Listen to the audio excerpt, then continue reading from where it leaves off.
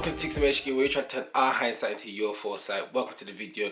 My name's Ugo, your name's Blessed, and I hope you're having a lovely day. Now today, we're talking about why comparison is the thief of joy. Or, in other words, you comparing yourself to other people or just making comparisons in general is probably stopping you from being happy. So, human beings, naturally, we have a tendency to like to compare, especially because when we see something new, we always want to compare it to something we used to know. And it makes sense. It's one of those ones where we do to kind of refer, to kind of gauge. We like putting things on leaderboard, who's first, who's better. We love to compare, like, okay, who's the greatest footballer? Is it Cristiano Ronaldo? Is it Lionel Messi? Is it LeBron? Is it Kobe or is it Michael Jordan?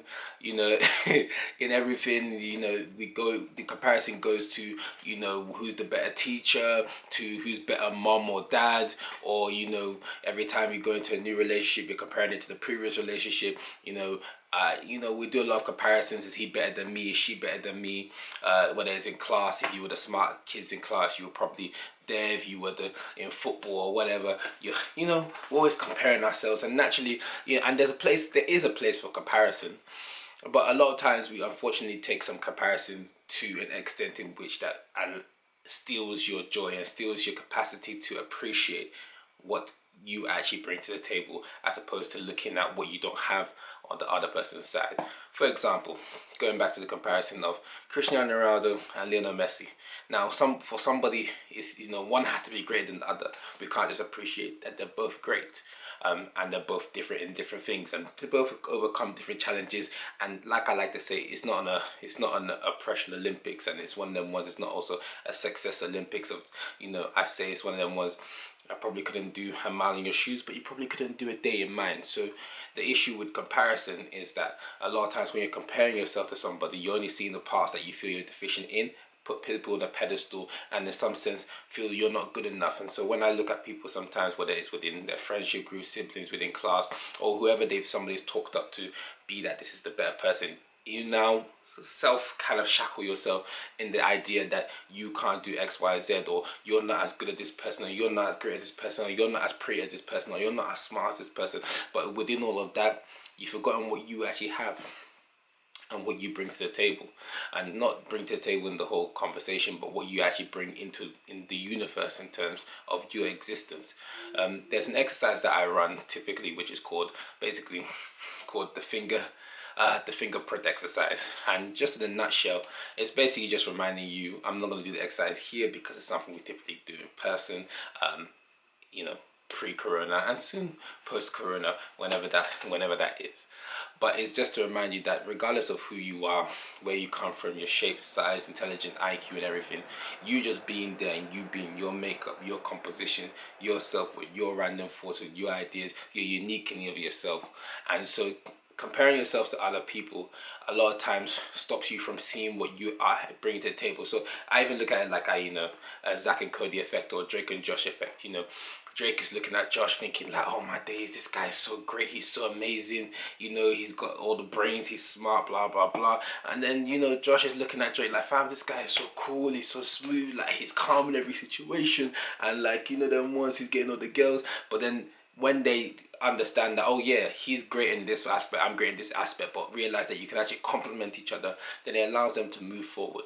So what is the point of what I'm saying today is that if you're comparing a lot of people with yourself with other people, or you're making a lot of comparisons with whether it's the people you meet in your life, whether it's people that you're associating yourself with in life and things that you're doing, and especially within yourself, if you're always comparing yourself to other people, then you are probably damaging yourself and the ability for you to see what you actually are able to do, what you're able to bring to the table. And it normally leads to a lot of anxiety and a lot of negative self-talk, and a lot of idea of basically not a lot of self-love comes out from that aspect, because you're always looking at other people as if they're better than you, because you haven't spent time to understand what you bring to the table. And the idea of comparison being the thief of joy is that every time that you've done something, it's you can't, oh yeah, you couldn't do that, you could have done better, all those kind of things.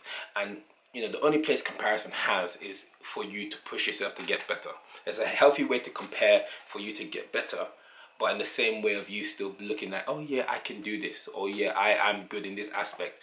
And ultimately, if you continue comparing yourself with everyone and continue seeing everybody around you as better than yourself, then you actually never allow yourself to shine or ever give yourself enough self-confidence without it being, validated from other people for you to give yourself permission to fly. So if you continue comparing yourself with other people and thinking everyone around you is better, and the truth of the matter is, some people around you may be better at some things, and that's just something you need to accept. But you're good at the things you're good at, and working on those things is probably the best lane for you to stay at. So within all your relationships and everything you're doing, it's not healthy for you to continue to compare. I see this, people typically do this with, okay, this is how mom treats me, so you're comparing it to how dad treats me, or this is how dad treats me, so I'm comparing it to how my boyfriend should treat me, or this is how my last boyfriend treated me, so this is how my current boyfriend should treat me, or this is how my girlfriend treated me. And then you're comparing apples and oranges. Every individual, similar to what I was talking about the fingerprint exercise, every individual is different. So judging somebody based off of some other person, it's not healthy for you, because ultimately in doing comparison, you might as well just go and get what you were comparing in the first place. Similarly, you are not LeBron, so if you're comparing yourself with LeBron, you might as well go and ask LeBron to play the basketball match you're doing. But if in a healthy way of the fact that you're comparing yourself only in the sense of you trying to push yourself further, is comparison really healthy. But typically comparison is the thief of joy, because comparing yourself holds you back from being happy and accepting what you've done and just being content with the situation you are in. So if you continue comparing yourself with what's happening out there, whether it's in lifestyle, people compare themselves poor, compare themselves rich compares themselves with poor. Everyone thinks the grass is greener on the other side, and the grass is not really green on any other side. It depends on who decides to cut their grass and pours water on it.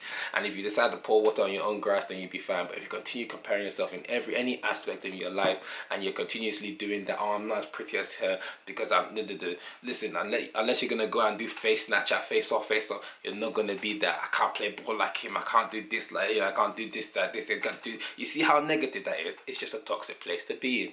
So stop comparing yourself with anybody. Appreciate what other people bring to the table. Appreciate where people are doing better than you. And if you can look and see happiness in how other people are doing better than you in aspect, then it shows you areas where you can grow, as opposed to, oh, I'm not as good as this person, oh, I'm comparing myself to that person. Because ultimately, if you keep doing that, you're only going to hold yourself back. Well, my name's been Ugo. Your name's been blessed. Hit the like button, subscribe, comment if you like. Please stop comparing yourselves anyhow. I know we're trying to turn hindsight into foresight, but hopefully, you can knock yourself out of it. And ultimately, don't forget to invest in yourself, your health, and your wealth. And do that random act of kindness, because ultimately, that's how we change the world. So thank you for rocking me in this video, and I hope you have a lovely day. Bye.